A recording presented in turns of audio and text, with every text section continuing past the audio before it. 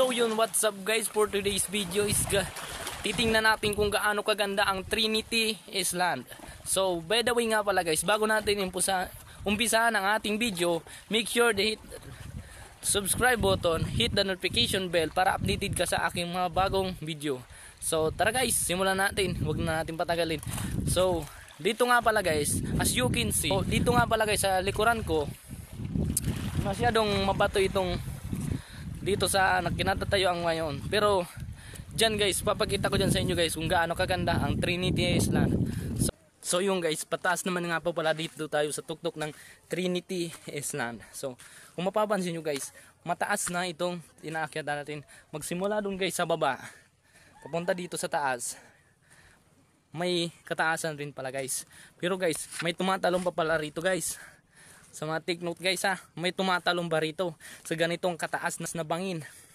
So pag nagtalong ka pala guys, ito pala yung pataasan, dyan ka tataas, tapos dito ka naman tatalon.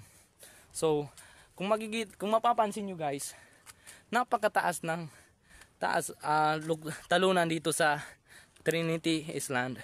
So ito guys, super taas na talaga nito guys, promise guys. Super taas na talaga niyan guys. So dito nga pala guys, kung mapapansin nyo, yan po yung barangay Cagmanaba.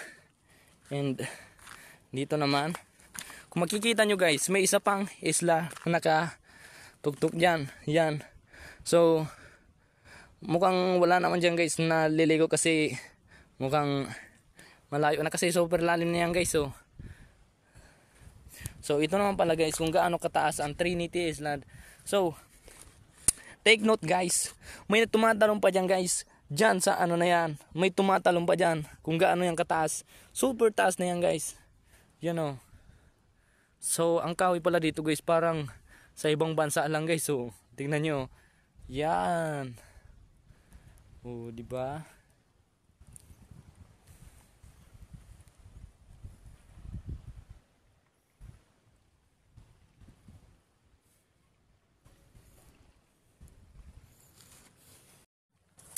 So yun na nga guys. So sa mga magtatanong naman pala guys kung saan ito located. Located po ito guys sa Cagmanaba, Uwas, Albay. Search nyo na lang po sa Google.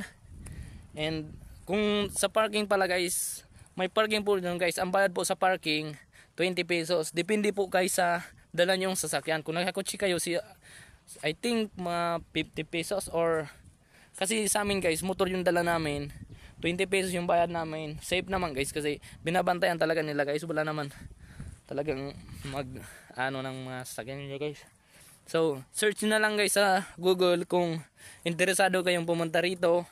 And o kaya i-PM nyo lang ako guys sa Reyes Vlogs.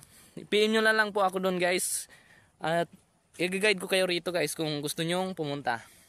So tara, bye.